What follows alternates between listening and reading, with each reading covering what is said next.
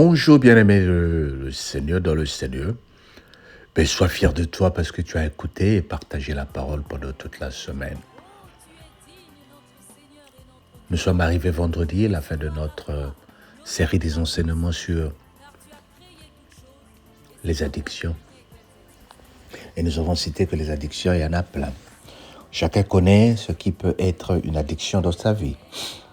Et le Seigneur ne te condamne pas, mais il veut que tu demeures libre une fois que tu as été libéré. Le Seigneur veut restaurer et il veut te rendre utile dans ses mains. Galates 5, verset 1. N'oublie pas que l'addiction, une fois, il faut d'abord reconnaître qu'est-ce qui te fait, qu'est-ce qui est devenu l'addiction en toi. Galates 5, verset 1, c'est pour la liberté que Christ nous a affranchis. Demeurez donc fermes et ne vous laissez pas mettre de nouveau sous le joug de la servitude. Maintenant que tu as été enseigné, maintenant que tu as appris, maintenant que tu as libéré, tu as été libéré de l'addiction et que tu as pris des décisions. La victoire sur l'addiction ne consiste pas seulement à arrêter un comportement. Elle consiste à apprendre à demeurer libre en Christ. Beaucoup sortent d'une chaîne mais retombent faute de vigilance, de communion avec Dieu ou de transformation durable des habitudes. C'est pourquoi la Bible dit « Demeurez donc ferme et ne vous laissez pas mettre de nouveau sous le joug de la servitude ». Le chrétien restauré doit continuer à cultiver la prière, la parole, la communion fraternelle et l'obéissance. Il doit aussi accepter que Dieu fasse de lui une nouvelle créature. Il y a certaines habitudes que tu dois accepter, bien-aimé, d'abandonner.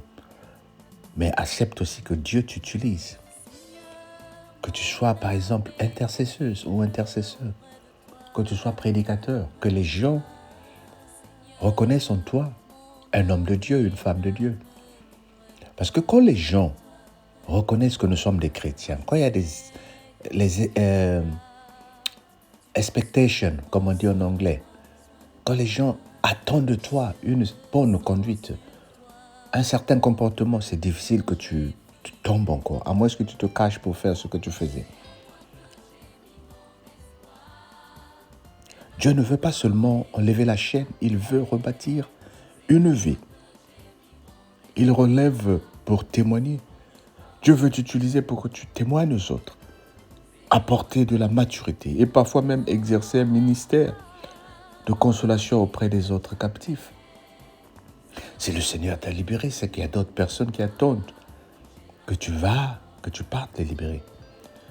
Nous nous souvenons que Pierre, après sa chute, il a été restauré par Jésus et rendu utile dans l'œuvre de Dieu. Jean 21, 15 à 19. Le démoniaque de Gadara, une fois libéré, a été envoyé pour témoigner ce que le Seigneur lui avait fait. Marc 5, 19 à 20. Ces exemples montrent que Dieu ne restaure pas seulement pour soulager, mais aussi pour redonner une mission et une dignité. Alors, les points d'enseignement que nous pouvons tirer ce jour, c'est la liberté doit être entretenue. Voilà pourquoi nous avons des moments de prière, des moments de jeûne, des moments d'enseignement. Tous les matins, les sœurs, les frères partagent la parole. C'est parce que nous avons besoin de la parole de Dieu qui nous transforme, qui nous met en garde. La restauration produit une liberté, une nouvelle identité. Dieu peut transformer une ancienne captivité en témoignage de grâce. Celui que Dieu révèle peut devenir une bénédiction pour d'autres. Alors, qu'est-ce que nous devons faire, bien-aimés? Nous devons décider de bâtir une vie stable en Christ, en communion régulièrement avec Dieu, avec l'Église, dans la discipline spirituelle, en se rendant utile au service du Seigneur, à la vigilance et à la reconnaissance. Ma prière est que le Seigneur qui m'a libéré, pas seulement aujourd'hui, mais pour une nouvelle vie, qu'il m'aide à demeurer ferme, à marcher dans la sainteté et à devenir un témoin de sa grâce.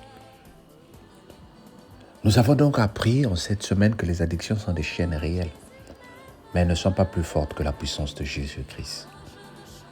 La parole de Dieu nous enseigne à reconnaître ce que nous sommes et qu'est-ce qui nous domine, à en discerner les racines, à venir au Seigneur avec sincérité, à utiliser les moyens bibliques pour résister et à demeurer dans la liberté. Le chrétien peut surmonter les addictions, bien-aimés, non seulement par ses propres forces, mais aussi par la grâce de Dieu, par l'action du Saint-Esprit, par la vérité de la parole, la prière, la vigilance et l'accompagnement fraternel. Tu n'es pas seul dans cette lutte. Parle-en à un pasteur. Parle-en à un homme de Dieu qu'on te soutienne dans la prière. Là où le péché a été abandonné, la grâce surabonde. Là où les chaînes ont été humiliées, le Seigneur peut restaurer. Là où les chaînes, ont humilié, le Seigneur peut restaurer. Là où il y a eu la honte, Dieu peut faire naître un témoignage de victoire. Que ces 5 parcours de 5 jours où nous avons appris, si tu n'as pas suivi les 5 enseignements, je t'encouragerai à repartir lundi, mardi, mercredi sur YouTube. Listen, médite, écoute. Que ces enseignements te servent et me servent de base pour la méditation personnelle. Nous pouvons utiliser ces mêmes enseignements dans nos groupes. Prends YouTube, tout ce que nous parlons, tout ce que nous disons. Utilise ces paroles, ne les envoie pas juste aux gens. Vous pouvez rester en groupe pour écouter et pour partager. Ou tu peux prendre ces enseignements pour faire un résumé, comme ce qu'a fait Maman Laure le vendredi passé. Dans l'enseignement de groupe, la prédication ou la prière de délivrance et de restauration te servira d'abandonner l'addiction.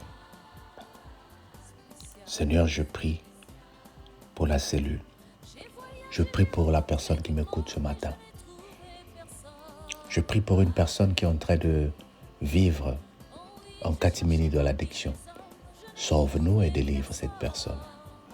Que la grâce de Dieu soit avec toi. Au nom de Jésus, notre Seigneur et Sauveur. Amen. Mais écoute, merci d'avoir aimé et partagé la parole. Abonne-toi pour que tu sois sensibilisé lorsque cette parole est publiée tous les jours, de lundi à vendredi, à partir de 4 heures, heure de France. Nous avons changé l'heure pour te permettre d'écouter la parole de Dieu pendant que tu es dans le métro, afin que le Seigneur te maintienne dans une vie de prière et de parole. Sois béni, on se dit à lundi prochain. Pour ceux qui prient avec nous sur WhatsApp, ce soir à partir de 23h. Que le Seigneur te bénisse. Bye bye. Si moi je chante